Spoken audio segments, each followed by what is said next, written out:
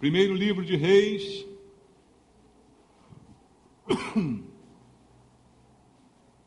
capítulo 13. Primeiro Reis, capítulo 13. Vamos ler inicialmente do versículo 1 até o versículo 10.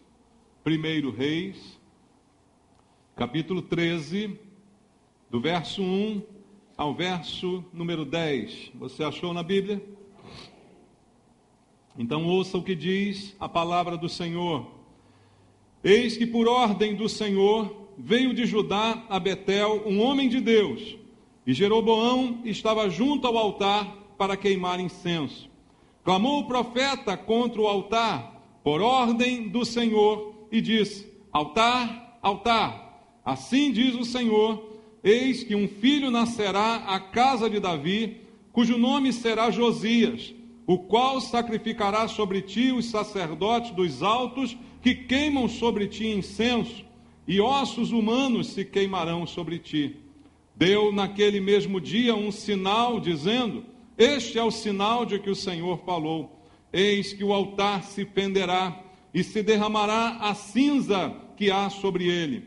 Tendo o rei ouvido as palavras do homem de Deus, que clamara contra o altar de Betel, Jeroboão estendeu a mão sobre o altar, dizendo: prendei-o. Mas a mão que estendera contra o homem de Deus secou, e não a podia recolher. O altar se fendeu, e a cinza se derramou do altar, segundo o sinal que o homem de Deus apontara por ordem do Senhor. Então disse o rei ao homem de Deus: implora o favor do Senhor, o teu Deus, e ora por mim, para que eu possa recolher a mão. Então o homem de Deus implorou o favor do Senhor, e a mão do rei se lhe recolheu, e ficou como antes.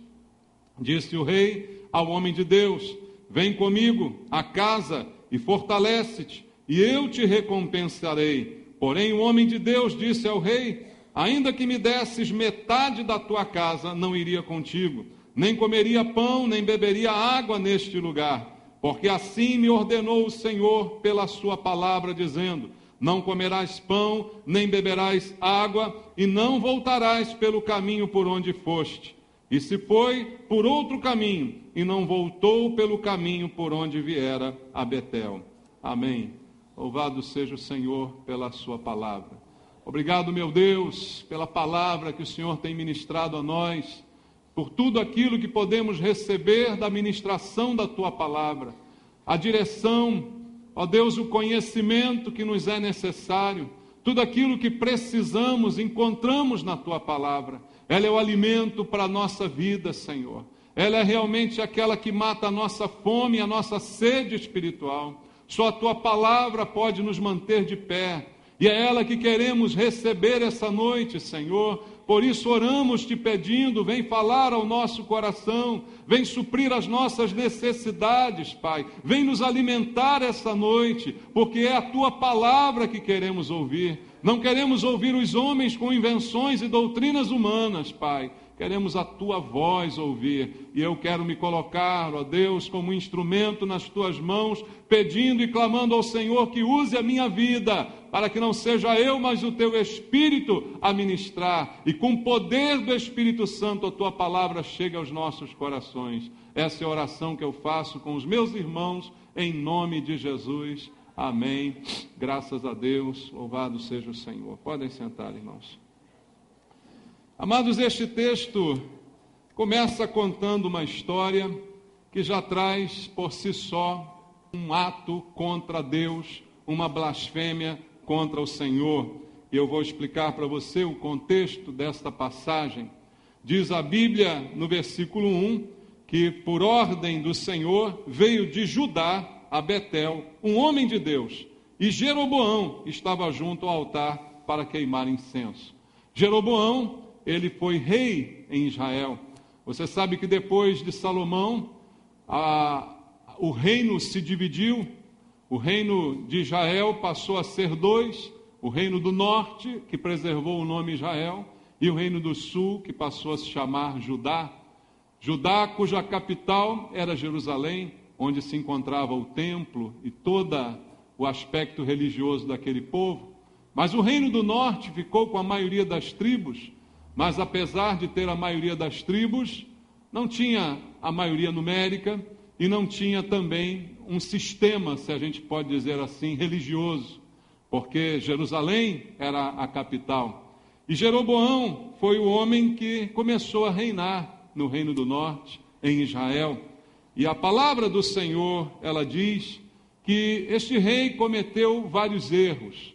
Já começou errado o fato do reino ter se dividido, certamente não era este o propósito original de Deus, mas a dureza do coração de Roboão fez com que isto acontecesse, com que o mal se estabelecesse, e a partir daí um monte de erros foram recorrentes. E o versículo diz que Jeroboão estava junto ao altar para queimar incenso, mas esse altar estava em Betel, não estava em Jerusalém. É uma afirmação aqui do texto. E aqui está tudo errado. Primeiro porque Jeroboão, como rei, não era adequado para ele, como rei, queimar incenso. Essa função é do sacerdote. O rei estava tomando um lugar que não era seu. E ali havia um lugar de adoração que também não era o lugar de adoração como Deus determinou. Então tudo estava errado nessa altura dos acontecimentos, porque como houve esta separação e Roboão ficou com Judá e Jeroboão com Israel, ele percebe que precisava criar em Israel uma estrutura religiosa para manter o povo naquele lugar. E o medo de Jeroboão é que as pessoas migrassem para Jerusalém, consequentemente para Judá, e deixassem esvaziado o reino de Israel. Veja comigo o capítulo 12, um pouquinho antes, só para você entender o contexto, a partir do versículo 25. Diz assim: Jeroboão edificou Siquém, na região montanhosa de Efraim, e passou a residir ali. Dali edificou Penuel. Disse Jeroboão consigo, olha o pensamento dele: agora tornará o reino para a casa de Davi.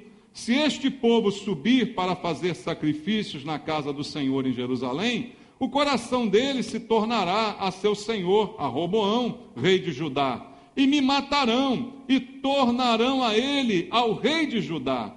Pelo que o rei, tendo tomado conselhos, fez 2 bezerros de ouro, e disse ao povo: basta de subirdes a Jerusalém. Vês aqui teus deuses, ó Israel, que te fizeram subir da terra do Egito, pois um em Betel e outro em Dan. E isso se tornou em pecado, pois que o povo ia até Dan, cada um para adorar o bezerro. Jeroboão fez também santuários nos altos, e dentre o povo constituiu sacerdotes, que não eram filhos de Levi. Fez uma festa no 8º mês, no dia 15º do mês, igual à festa que se fazia em Judá, e sacrificou no altar. Semelhantemente fez em Betel e ofereceu sacrifícios aos bezerros que fizera. Também em Betel estabeleceu sacerdote no alto, que levantara. No 15º dia do 8º mês, escolhido a seu bel prazer, subiu ele ao altar que fizera em Betel e ordenou uma festa para os filhos de Israel, subiu para queimar incenso. Veja então a ideia desse homem, não é? Se o povo continuar indo para Judá para adorar em Jerusalém, como Deus mandou, é bem provável que eles queiram migrar para lá. E depois até se voltem contra mim, acabem me matando e fiquem só com Roboão como rei. Esse era o receio maior que ele tinha. Então o que ele faz? Ele inventa uma religião. Foi isso que ele fez, você vê aqui?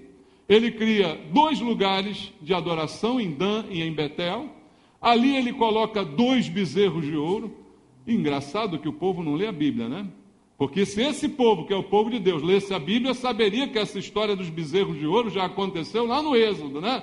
quando Moisés estava no monte, e por Arão também bezerros foram construídos para serem adorados, e aquele povo saberia o juízo de Deus que veio sobre eles. Mas a memória é curta, não é, irmãos? A memória das pessoas é muito curta. Então, Jeroboão decide criar uma religião. Ele constrói templos, constrói altares, ele mesmo ordena sacerdotes que não eram da tribo de Levi, faz tudo ao contrário, e ele mesmo se acha no direito de queimar incensos e estar ali fazendo toda esta encenação da religião que ele mesmo criou. Então, amados, esse é um problema, é um tempo de ruína espiritual para o povo de Israel, que há pouco tempo eram só, agora é Judá e Israel, povo dividido, e Judá ainda com a sua capital em Jerusalém, mas Israel agora dividido em Dan e Betel, cheio de deuses, cheio de adorações, cheio de coisas falsas.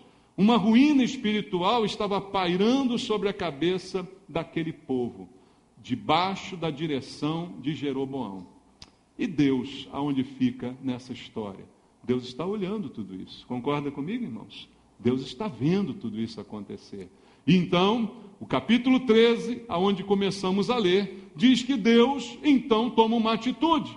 E qual foi a atitude? Eis que por ordem do Senhor veio de Judá, veja lá de Judá, até Betel, um homem de Deus.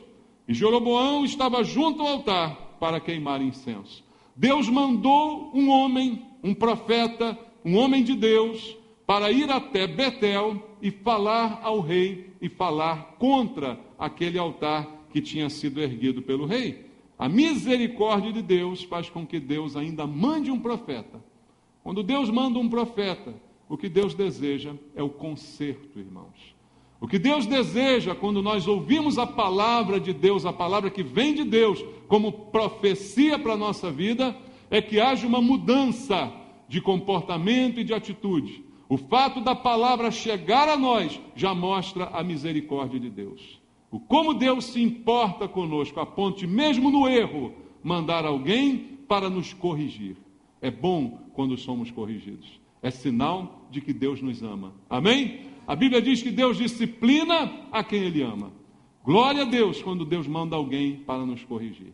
E assim, por amor e por misericórdia, Deus mandou esse profeta para falar contra aquele altar que era contrário aos planos de Deus e contra aquele rei que também ofendia a divindade de Deus. Assim, pela misericórdia, aquele homem chegou ali. E aí nós lemos o texto que narra uma parte daquilo que esse homem fez, da reação do rei e das coisas que se sucederam.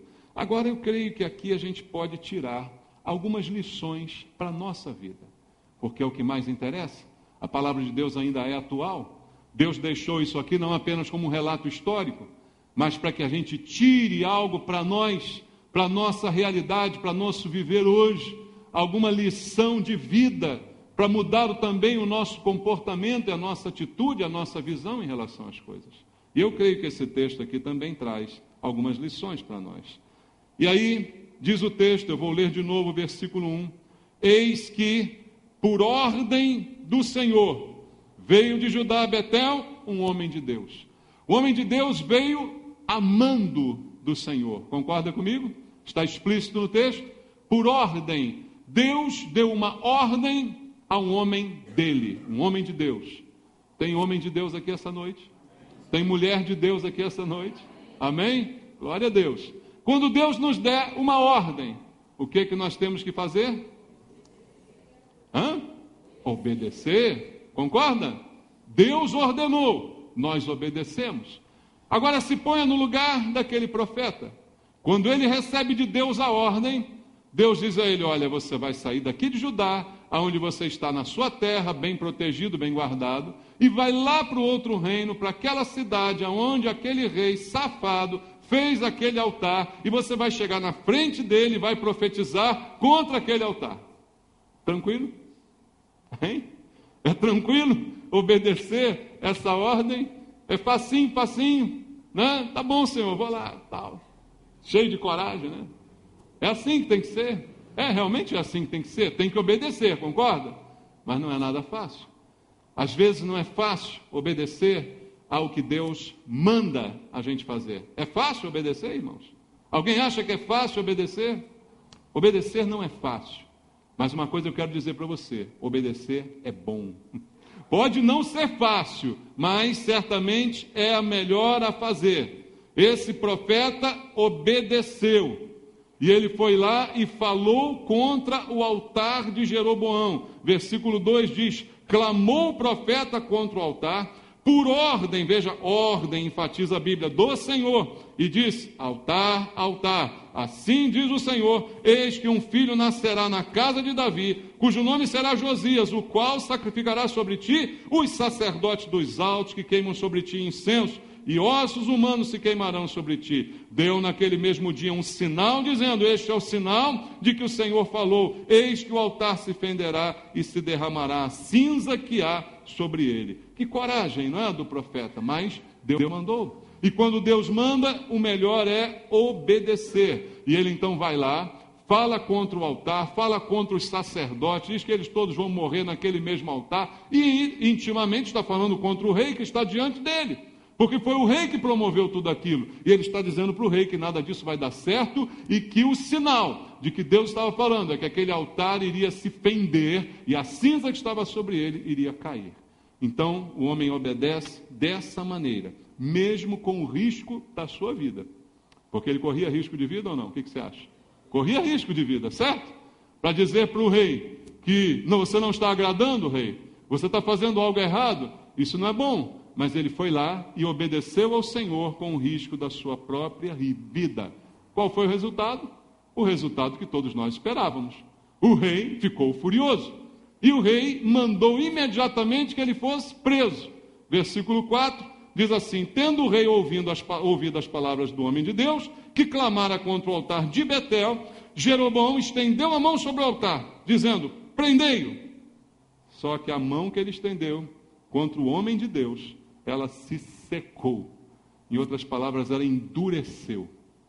Na hora que ele estende a mão contra o homem de Deus, a mão trava. E agora? Não volta mais. A mão está travada. A mão estendida, travada, e ele disse: prenda esse homem. Mas na hora ele tomou aquele susto. E minha mão travou. E agora? O que eu faço? Por quê, amados? A fidelidade de Deus, ela protege o servo que obedece a Deus. Amém?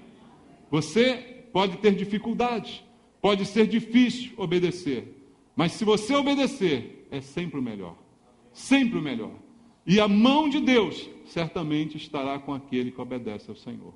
Imediatamente a fúria daquele rei foi contida por algo que ele sofreu na sua própria carne. Sua mão congelou naquele momento e ficou parada. E diz a palavra de Deus também que imediatamente depois o sinal se cumpriu. O altar se fendeu, versículo 5, e a cinza se derramou do altar, segundo o sinal que o homem de Deus apontara por ordem do Senhor. Imagina a cena agora sincronizada. O rei olha para ele e diz: prendam esse homem. Quando ele faz assim, a mão trava e o altar imediatamente plá. E agora? O que passa na cabeça do rei? Epa! Tem uma coisa errada aí. E agora? O que eu faço? Não é? A proteção do Senhor. A honra do Senhor sobre aquele que obedece. Você quer ser honrado por Deus? Obedeça a Deus. Jamais um desobediente será honrado por Deus. Pelo contrário, a Bíblia diz que um desobediente será envergonhado. No caso aqui, quem foi envergonhado?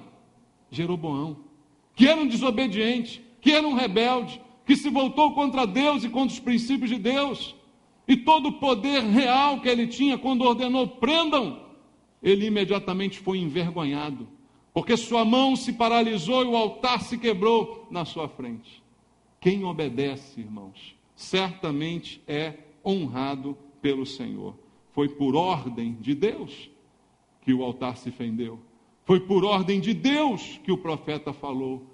Então, se Deus te der uma ordem, não hesite em obedecer. Mesmo que pareça difícil, mesmo que talvez você pense nas consequências da obediência, irmãos. Porque obedecer sempre traz consequências. Porque obedecer é ser contrário ao mundo que nos cerca. Obedecer a Deus é ser contrário à maioria das pessoas que não obedecem. Pensa bem comigo, irmão. Aonde você mora, aonde você estuda, aonde você trabalha, a maioria das pessoas obedece a Deus ou desobedece? A não ser que você tenha um privilégio de trabalhar numa reunião de crente. Mas não é assim normalmente. A maioria, e às vezes até sendo assim, não obedece, né? Até quando você trabalha um monte de crente, e é tudo fajuto, né? Mas a maioria de nós trabalha, estuda, mora, tem vizinhos, que a maioria deles desobedecem a Deus.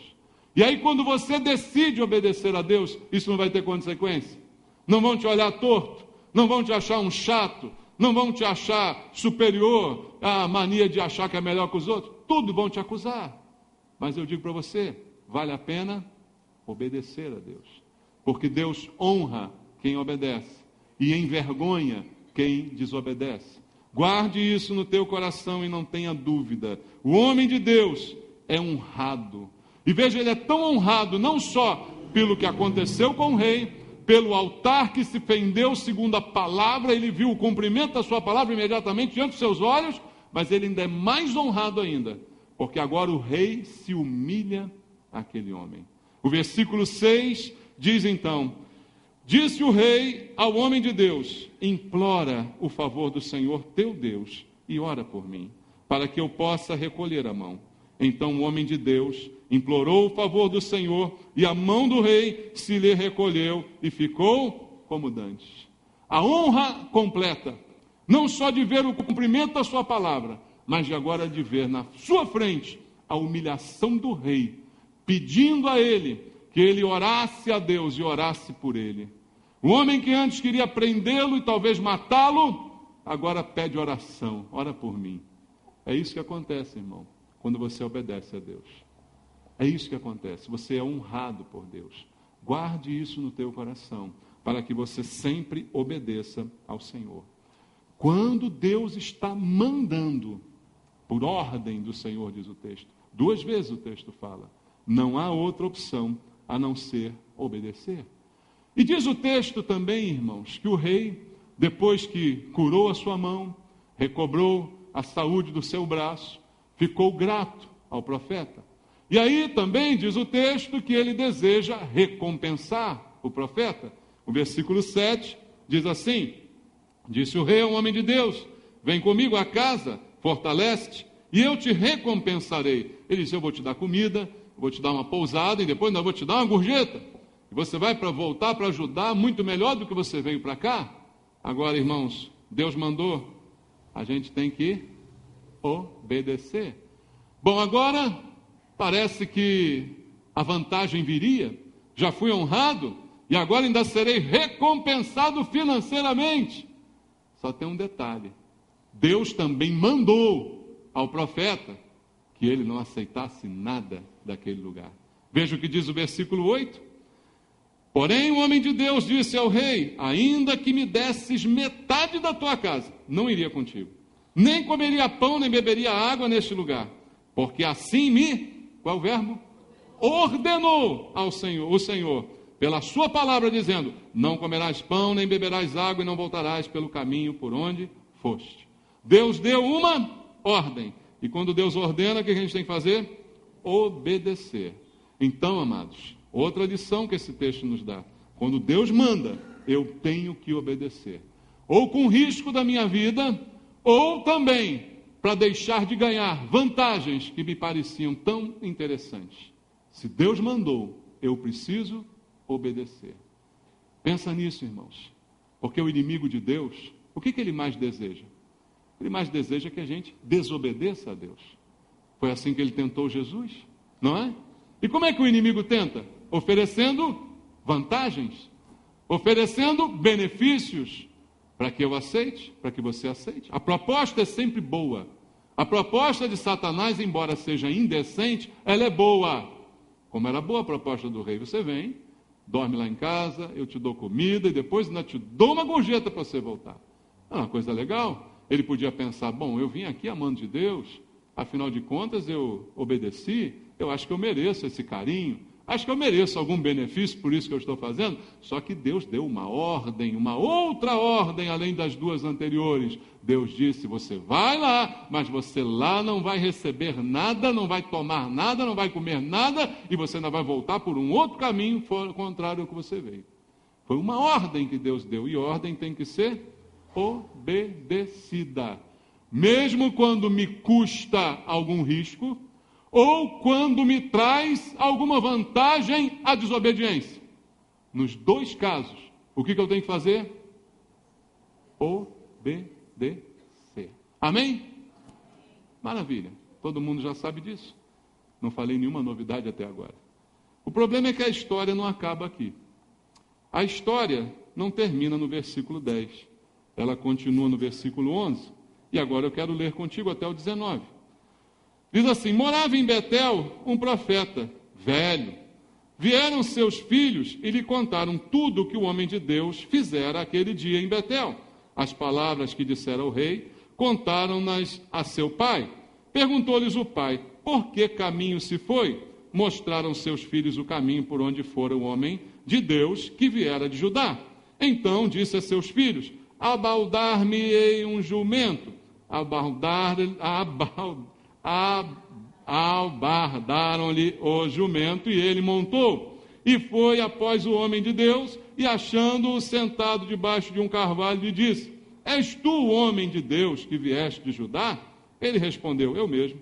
Então lhe disse, vem comigo à casa e come pão. Porém ele disse, não posso voltar contigo, nem entrarei contigo, não comerei pão, nem beberei água contigo neste lugar, porque me foi dito pela palavra do Senhor, ali não comerás pão, nem beberás água, nem voltarás pelo caminho porque foste. Tornou-lhe ele, também eu sou profeta como tu. E um anjo me falou, por ordem do Senhor, dizendo, faze-o voltar contigo à tua casa, para que coma pão e beba água. Porém, mentiu-lhe. Então, voltou ele e comeu pão em sua casa e bebeu água. Lições da história. O que você acha disso? Até aqui, o homem foi ótimo. Homem de Deus. Arriscou sua vida. Mandou a palavra na cara do rei. Orou pelo rei, curou o rei. Voltou por um outro caminho, como Deus mandou. Foi abordado por um profeta velho. Cuidado com o profeta velho. Foi abordado por um profeta velho, como diz a Bíblia, e ali, quando interpelado, quando convidado, repetiu tudo direitinho como Deus lhe havia mandado. Mas aí, qual a lição, irmãos? O profeta, ele inventa uma. O profeta velho mente e diz, olha, mas um anjo do Senhor também me falou. Eu também sou profeta igual a você, e profeta com profeta é um problema, né? Fica, eis que te digo daqui, eis que te digo daí, mas eu te digo melhor, mas eu digo mais ainda, e fica aquele negócio, né? E ali ele diz, não, mas um anjo me disse que é assim, assim, assado, e você pode vir porque o Senhor mandou e tal. E aí o cara fez, tá bom, foi. Amados, lições para nós. Na obediência, que você já viu que é tão importante, haverá sempre tentações. Sempre tentações. A primeira tentação foi o rei que fez. Ofereceu a ele a pousada, a comida, o descanso e o dinheirinho. Ele resistiu à primeira. Mas a segunda, ele resistiu? A segunda ele não resistiu. Foi a mentira, foi o engano, foi a história inventada, é um anjo. Haverá sempre alguém tentando nos desviar da obediência. Irmãos, isso aí é limpo e certo. Toda vez que você decidir obedecer a Deus, toda vez, sempre alguém vai tentar te tirar desse caminho. Sempre alguém vai tentar desviar a tua atenção. Sempre alguém vai tentar sugerir algo diferente. E esse alguém toma mais diversas formas que você possa imaginar. Veja, no texto, é um velho profeta. Um colega de ministério, podemos dizer assim. Dois profetas se encontram. E quem é que quis enganar? Um colega de ministério. Você quer obedecer? O engano pode vir até de alguém próximo de você. Pode vir até de um irmão na igreja. Não é difícil acontecer. A pessoa quer ser santo na igreja, mas tem um que não é santo e não gosta que ela seja santa. E fica querendo tirá-la do bom caminho. Está dentro da igreja, irmão. Tem gente dentro da igreja querendo desvirtuar você. Isso pode muito bem acontecer. Não se espante, não. Está aqui um exemplo, o colega de ministério vai lá tentando derrubar o outro, tentando fazer ele cair. Isso, amados, sempre vai acontecer. Quando você decide obedecer, sempre alguém vai se levantar para tentar tirar você. Às vezes é assim, como eu disse, um amigo, né? E talvez um amigo bem intencionado. Tem um ditado que diz que boa intenção, o inferno está lotado, né, irmão? Bem intencionado. É aquele amigo que vai chegar e diz, não obedece não, só dessa vez. Não, vamos ali, vamos fazer isso, vamos fazer aquilo. Deus sabe que você está sempre lá, sempre firme, só uma vezinha, não vai fazer diferença. Não é assim um amigo? Bem intencionado. Não, mas é bom, o propósito é bom, mas Deus não mandou. Deus mandou fazer outra coisa, não, mas talvez que Deus, ele falou meio assim, não, agora ele falou diferente comigo, vamos lá. Não é assim que acontece. Sempre vai haver alguém querendo desviar você do caminho. Quando não for alguém, vai ser você mesmo. Vai ser o teu próprio coração, querendo te enganar, porque a Bíblia diz que o coração do homem é enganoso. Então, às vezes, não é um inimigo, não é um colega de ministério, não é um amigo, mas é o próprio coração que engana a gente. Da gente começar a achar que Deus mudou de ideia. Deus falou uma coisa, mas agora não é bem assim. Uma coisa era pecado, mas agora não é tão pecado assim. Porque já que tem muita gente fazendo, já não deve ser tão pecado. Eu acho que o pecado diminui quanto mais gente pratica, né? A pessoa começa a enganar o seu próprio coração. Tem muita gente praticando, já não deve ser tão errado assim. Não é assim, amados? Então, de repente, não é um inimigo declarado, não é um amigo falso, mas é o coração da gente, que começa a nos enganar para que a gente não obedeça a Deus. Ou o próprio diabo, que é um enganador, desde o princípio, mentiroso, como diz a Bíblia.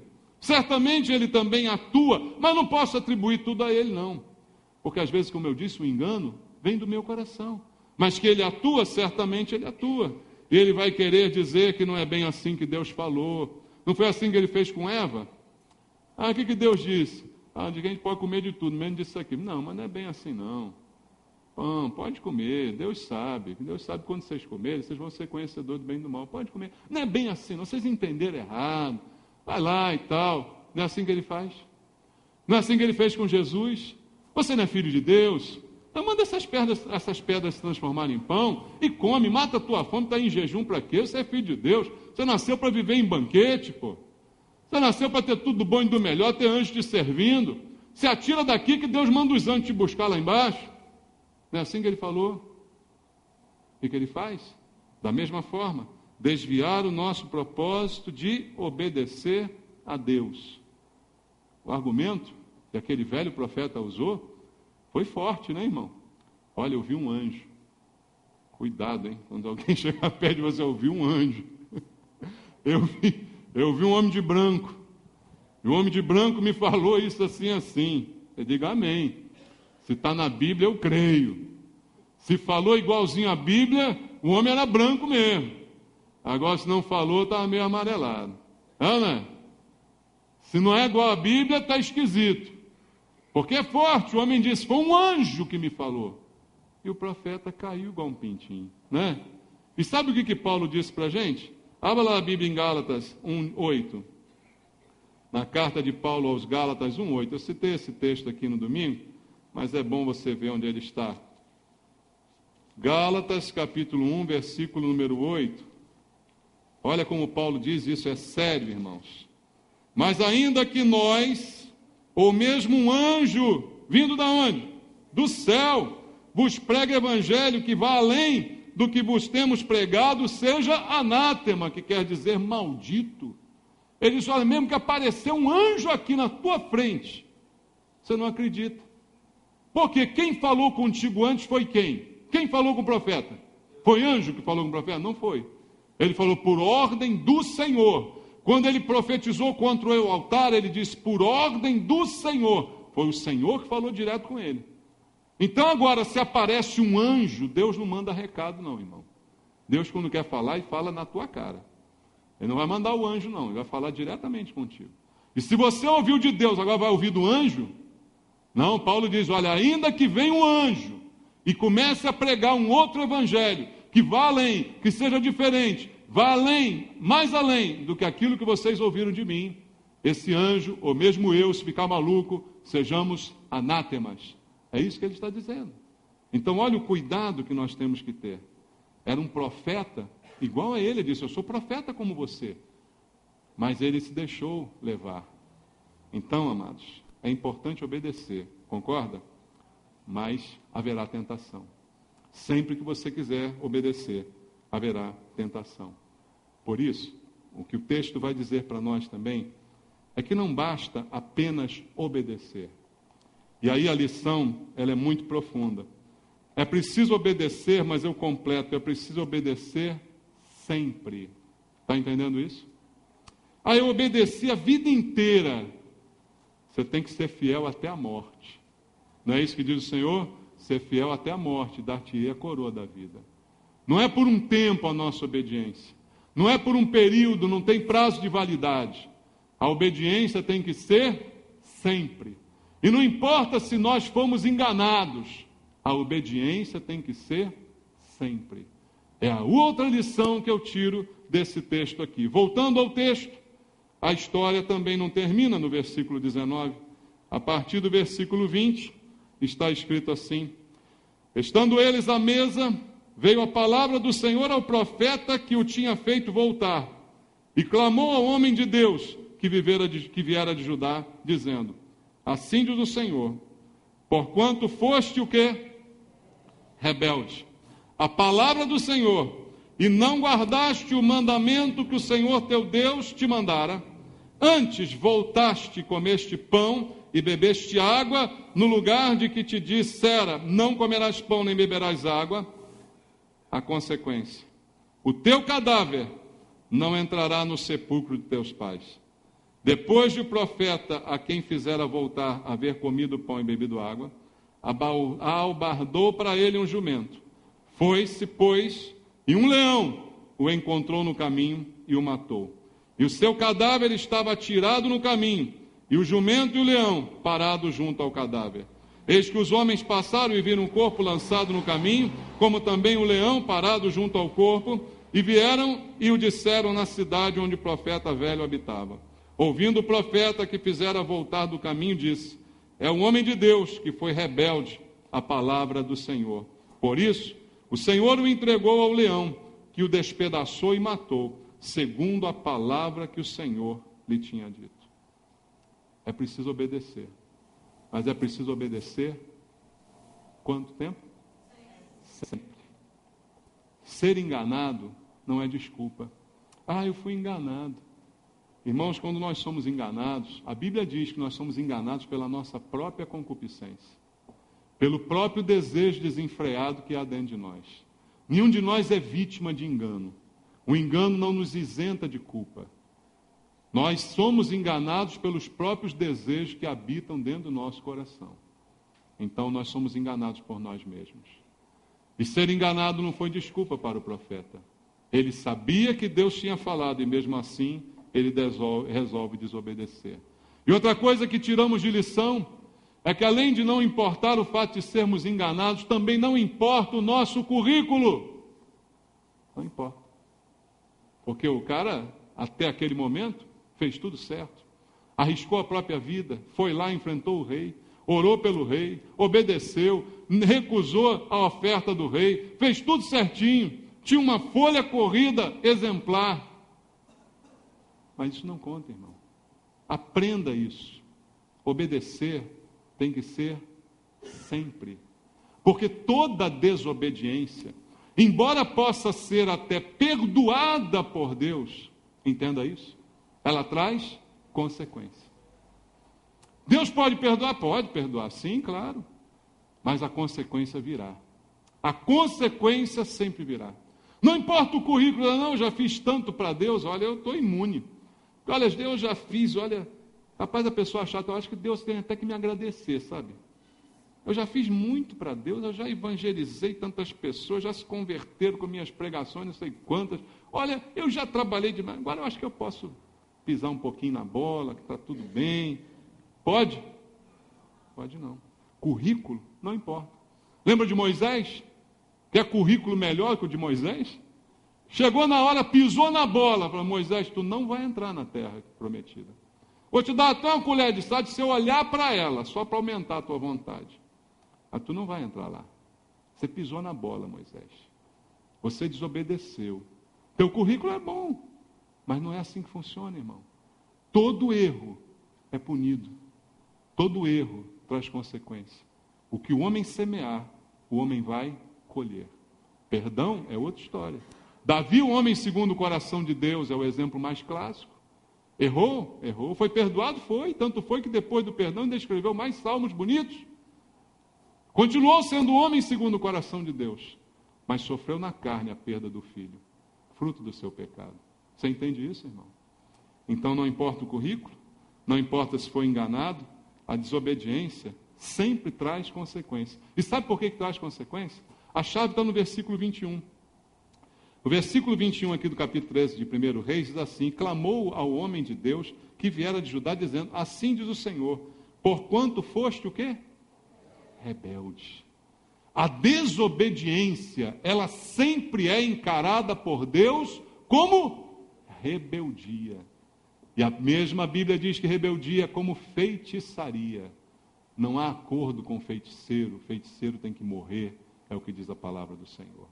Então sempre haverá consequência para as nossas rebeldias. Qualquer rebeldia nossa enfrentará uma consequência, trará sobre nós uma consequência. E para o profeta, a consequência foi a morte. A morte foi a consequência. Aí você, pastor, o que você quer dizer? Todo mundo então que errar vai morrer? Não. A morte, primeiro que a morte não é o pior. Sabia disso?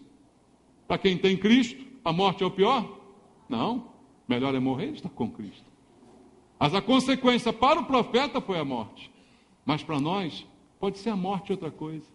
É sempre uma perda. Há sempre uma consequência. Nem todos pagam com a morte. Mas sempre há uma colheita.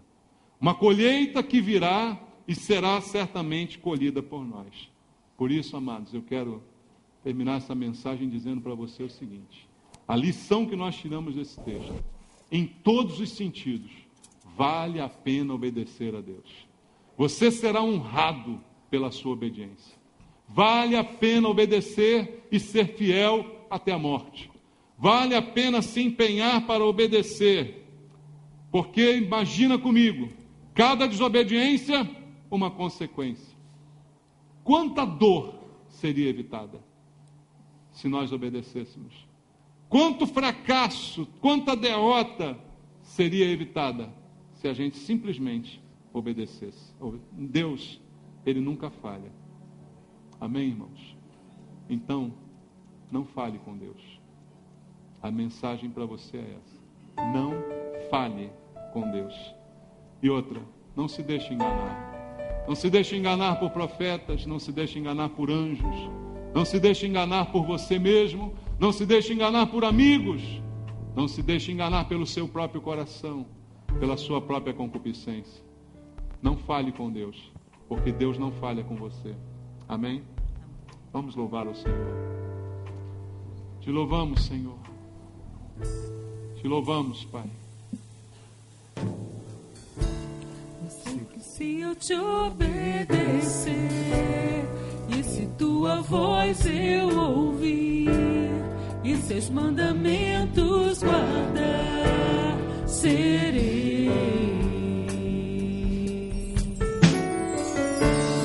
bendito por onde eu passar, as suas bênçãos vou receber, o teu favor vai me alcançar. Eu sei, pois eu confio nas promessas que tu tens pra mim.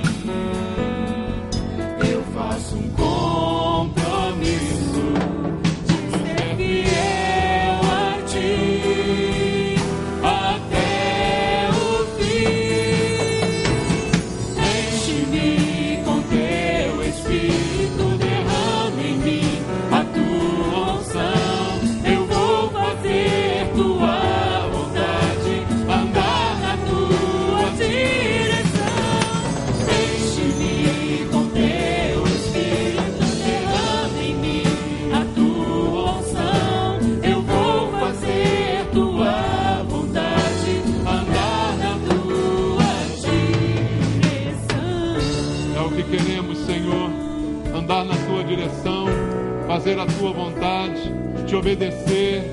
E eu sei que é o melhor, Pai. Eu sei que o melhor é Te obedecer. O melhor é fazer a Tua vontade e não a nossa, Pai. Queremos sempre Te obedecer, Senhor, porque sabemos que as Tuas bênçãos nos alcançarão. Sabemos que o Senhor nos honrará. Sabemos que o Senhor é conosco, Pai. Mas não deixa, Senhor, que o nosso coração nos engane, que sejamos enganados por qualquer um, nem mesmo pelo diabo. Guarda o nosso coração, Senhor, na Tua presença, Pai.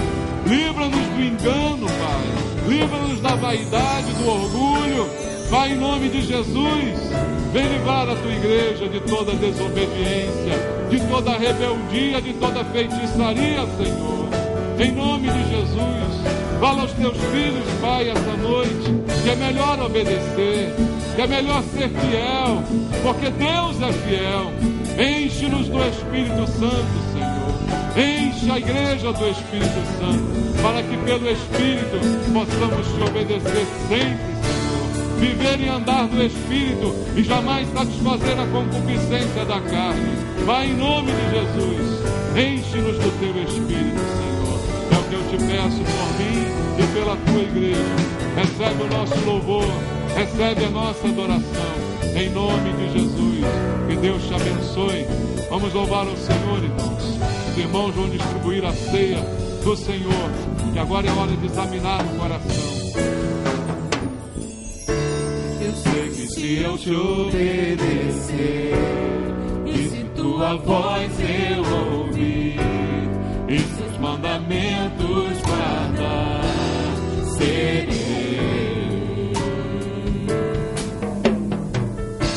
bendito por onde eu passar. As Suas bênçãos vou receber, o Teu favor vai me alcançar. Eu sei, pois eu confio nas promessas que Tu tens pra mim. Eu faço um compromisso de ser fiel a Ti até o fim. Enche-me com Teu Espírito, derrame em mim a Tua unção.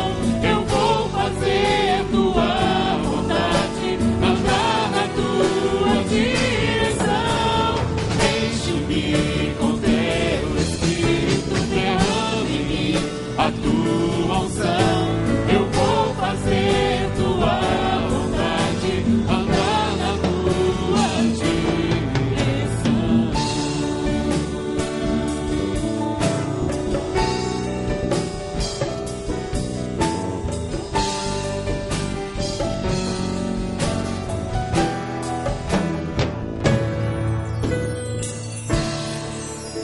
Louvamos, Senhor. Queremos fazer Tua vontade, Pai. Queremos Te obedecer. Senhor, às vezes é difícil obedecer. Não é fácil, como não foi para aquele profeta, Senhor. Mas certamente é o melhor para nós. O Senhor não nos promete facilidades, mas sim o Senhor nos promete bênção e proteção. Honra a quem obedece. É promessa da Tua palavra. Ser honrado no final. Ó Deus, fala ao nosso coração, Pai. Ministra ao coração de cada um de nós a respeito de obediência que deve ser apresentada e praticada em nossa vida, em todo tempo e em todas as coisas. Não importa o quanto fizemos ou fomos usados pelo Senhor, o que importa é continuar obedecendo e obedecendo até o fim. Ajuda-nos, Senhor. Fala o nosso coração, Pai. Fala, Senhor. Fala mais a cada um. Naquilo que precisamos mudar e transformar e alterar e tirar da nossa vida, Pai. Fala, Pai, o coração de cada um. Traz o desejo de obedecer, porque senão, meu Deus, a consequência é certa, Pai. Sofrimento, dor, é consequência de desobediência, Pai, em falar ao nosso coração. Nesse momento em que ministramos a ceia do Senhor, queremos lembrar, Pai, do Teu sofrimento em nosso favor. Mas esse sofrimento também, diz a Bíblia, foi obediência. O Senhor foi obediente até a morte, e morte de cruz, diz a Tua palavra, Pai. O Senhor não sofreu por desobedecer, mas sofreu por obedecer. Mas é melhor sofrer por obedecer do que sofrer por desobedecer, Senhor. Porque no sofrimento por obediência há uma recompensa, há um prêmio, há um refrigério. E o Senhor recebeu o prêmio pelo Teu trabalho. A vida de cada um de nós te foi dada como despojo, diz a Tua palavra, Senhor. Recebe, Senhor, a nossa lembrança, a nossa memória de tudo aquilo que o Senhor fez por nós na cruz, de todo o bem que recebemos da Tua morte e do Teu castigo, Senhor. O perdão dos nossos pecados, dos nossos erros, a vida eterna em Cristo nos foi dada, e nós Te louvamos e Te agradecemos.